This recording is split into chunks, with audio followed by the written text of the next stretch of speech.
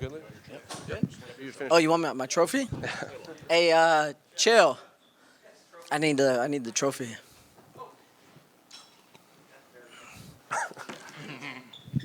This water's good.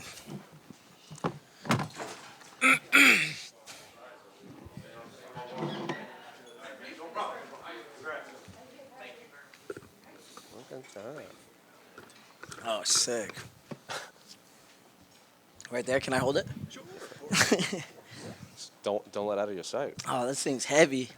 That thing's heavy. All right, I'm ready. Well, Joseph, congratulations. Welcome back to the UFC. I guess, how's I know it's like happened like just a few minutes ago, but I guess what are the emotions right now after what you went through here? I'm speechless, to be honest. I can't describe it yet, but it's like, I've been dreaming about this moment a long time. The Ultimate Fighter is what got me, excuse me, into fighting. I was watching it, a long time ago with my pops, and it's just a lot of emotions to be the Ultimate Fighter. And then with the new deal with Paramount, like this could be the last Ultimate Fighter, and so it's just such a good feeling, dude. It's amazing. In terms of the fight itself, you were a pretty sizable underdog coming in here, and it seems like from beginning to end, it was your fight. So is that how you actually saw the fight playing out in there? I mean, I just felt like I was the best. I said it before the interview. I was the best fighter, on the show, and I felt like my technique was way better, my striking was better. He couldn't grapple with me. I just knew I had him beat everywhere. And then I think I felt him after the first takedown, where I started getting him into the half guard. I hit him with a good elbow, and he just felt like I seen him open his guard to try to get up, and I was like, yeah, he's done. And then when I had the choke at the end of the round, Uriah and my coach Joey, and I could hear Chael there too, they were just yelling like, dude, put the pace on him right now. Now it's time to break him. And and then once we hit the ground, and I could kind of feel him slowing down. And usually what happens is like if I ever give up guard, most people are like, oh yeah, now it's my chance. He didn't do any of that, and the triangle was just like piece of cake. It just seemed like he's obviously a young fighter, and you've experienced these lights before. Some people on the internet are like, oh, the stage got to him, and this is nothing new for you. So did you feel that in there, like just kind of his energy, like Who's saying that? No, they're saying. They're saying that? The internet is like, oh, the moment got to this guy, and your experience shone through. That's not my fault, dude. If the moment got to him, that's not my fault. That's a him problem. It is an advantage because, like, the first time I did fight in the card, like, in the UFC Mexico, there was so many emotions and just the lights and the music and everything.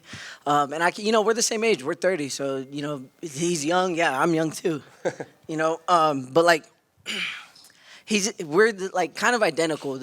In matchmaking, the record, he's never lost before. I've lost on the big stage.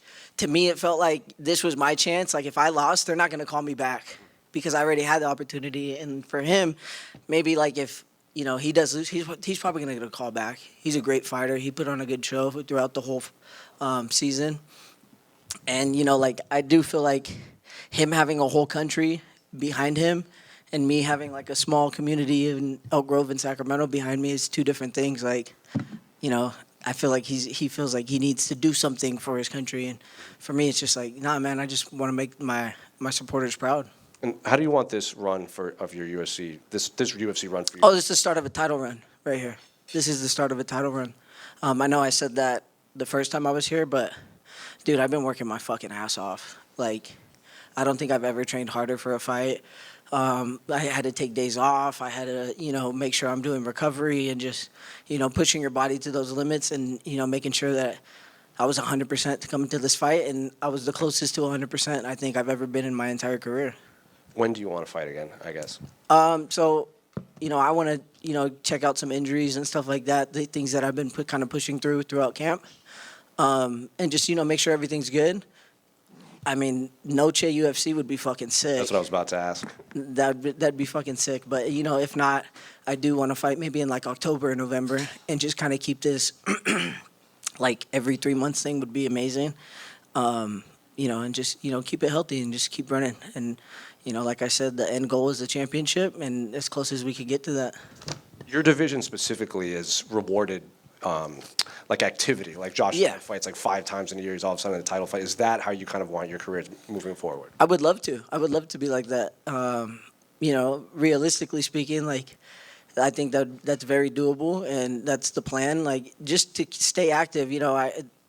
I took too many layoffs, like in my as a kid early in my career, and now it's like, okay, well, now we got to start just being smart, push through, take the days off that I need to do, and make it to the fights when it's time. Yeah.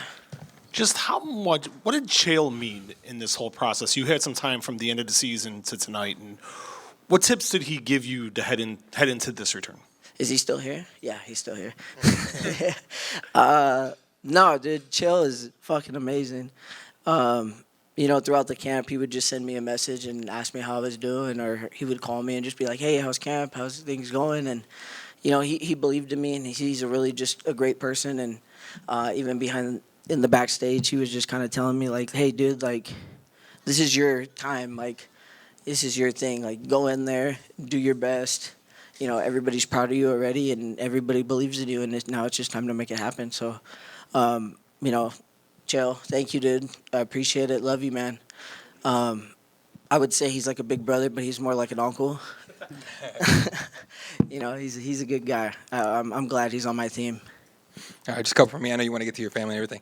When you walked out, you were soaking it all in, yelling at the crowd, roaring at the top of your lungs and everything. Were you a little worried about maybe an adrenaline dump of any kind? What? Nah, dude. I had my adrenaline dump backstage. I usually, it's kind of embarrassing, but I cry before every fight. I just try to make peace with, anything could happen in that cage, and you kind of have to sacrifice your life to be victorious in there, and just accept anything that can happen. Injuries are a big part of this game, and I just want to go back and be healthy, and go see my family. This is the first fight where my wife, my mom, and my oldest got to come. My baby stayed at home with my mother-in-law, but it's the first UFC fight my family's ever got to go to, so it's a big deal for me, and I feel like coming in here, I won already. Like, I was a winner. I got to bring my kid out here, his first UFC fight ever, and my wife got to come, and my mom. She, all the sacrifices she made, and driving me back and forth to the gym, and everything that my family's gone through when we were kids, and it's an amazing moment, and it kind of came full circle. And my dad couldn't be here, but I know he was watching. He was super proud. Back home, he was texting me and calling me and just giving me kind words. And, he's the reason why I started getting into the sport. And so, I just want to give a big shout out to him, too. There you go, man. So your oldest was here. He got to see it and everything. Still 8 years old, doesn't really maybe not understand, like, the gravity or the weight of the moment, right? Yeah. Especially the little one, though. When you look back one day, you sit them both down, be like, hey, this is what happened. You tell them your story. What lesson do you want them to take away from that? Man, like I said, I was backstage and I started crying because I saw they showed the preview for the fight, and they showed me and him training, and that's just something that I want him to remember for the rest of his life. Like, I want him to be proud of me, and I just want to set an example for my kids, both of my boys. They're gonna see that footage and they're gonna be like, man, my dad was on TV. Like, they don't even care why, but I feel like in the grand scheme of things, when my son is, if he wants to be a professional athlete or whatever he wants to do, like, he'd just have that championship mindset and be the best you could be at anything you want to do. All right, last one for me. This title run you want to go on, you're going to bring him, at least your oldest along with you? Oh, bro, yeah. Yeah. So you said one more time? Oh, so it's like with this title run you want to go on, you're going to bring your oldest along with you now that he's training with you and everything? Oh, dude, yeah. I signed him up for a jiu-jitsu tournament already in a couple months, so he didn't have a choice, really, because if it was up to him, he wouldn't compete. But he loves jiu-jitsu, and it's a great bonding experience. Ever since I came back from the show, he's been asking about fights and talking about fights, and, hey, when can I meet Chael? Do you think Chael would pick me on the team? Like, am I going to be on the team? And, the first thing he did when he seen Chael was like, hey, how come you lost the coach's challenge? And just, kind of, like an 8-year-old, just kind of asking whatever's on his mind. So, it's a great experience to have him. And, I don't want him to be a fighter. That's just, if he wants to and he chooses to, like, I'll 100% support it. But, I feel like my youngest is actually going to be the fighter.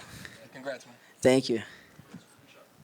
First of all, congratulations. Well, yeah. Sorry about that. No, you're good. But the crowd showed you some major support tonight. How did it feel to have that crowd behind you, especially as the fight was progressing? Man, there were so many things I wanted to say to the crowd. Dude, Chicago has been fucking amazing. Like, this city's beautiful. There's so many awesome sights. The food has been amazing. I know there's a huge Hispanic community out here, and, I just wanted to put on, an exciting show for them and, show my Hispanic roots. And I'm a proud Mexican, but I was born here and, I was raised here, and I've been blessed to be raised in the United States, but I still like to represent that Mexican culture and that's Mexican fight style. As a Mexican journalist, I appreciate that so much. Yeah. But you were the aggressor the whole entire fight. Was that a decision you made before the fight or as the first round had just started? Man, this was a decision that I made the first day of evaluations, like, on the show. Chael could attest to this, but the first day of evaluations, Chael came up to me and he said, "Hey, how do you think you're going to do in the show?" And I said, "I'm going to win it. I'm going to be in the finals." And he was like, "Okay, well, who do you think you're going to have in the finals?" And I said, Alibi. Alibi was going to be my opponent in the finals. And, I knew that from the start. And then I tried to keep that same energy, the same mentality the whole time. Throughout the whole show against Chapolin, I came in and I was in his face the whole time. In Manel, I was winning every time I started the exchange going forward, and I just wanted to, it's hard to fight backwards, and I wanted to keep that, going into this fight. And I knew Alibi's a dangerous fighter. He throws a bunch of crazy spinny shit. He hit me with the spinning back kick, and thankfully my gloves were up there, but. He was throwing elbows and crazy things, and it's hard to do that when you're going backwards. So that was the game plan. Whoa. Just last thing from me. You're fired, dude. Last thing from me. Do you have a message for the rest of the 125 division? Just be ready, dude. Be ready. I'm used to being the underdog, so, I'm glad that I was a 3-1. What was it, 3-1 underdog or some shit like that? Like, that's crazy. That's crazy. UFC veteran, dude. They put me like that, so I'm used to it, though. Joseph over here. Congrats on the victory. Thank you. You're a team alpha male OG. You and Uriah Faber have been working together for so long. Now you've just won the Ultimate Fighter. What's your earliest memory with him? My earliest memory with Uriah is the first one. The first time I ever met him. We were in a small gym in Sacramento, local gym. Ultimate Fitness wasn't a thing yet. It wasn't even an idea for Uriah yet, but there was this team called the Capital Fighting Alliance. If you're, an OG, this team. And it was just like Scott Smith, James Irvin, and a couple other local legend Sacramentans that would just fight at Gladiator Challenge. And I was training at this small gym and doing jiu-jitsu, and my kids class instructor was actually Uriah's partner. Shout out Dustin Akbari. And he introduced me to Uriah, and Uriah signed my gi. And I thought Uriah was famous because, he's on these posters, these fight posters all around the gym.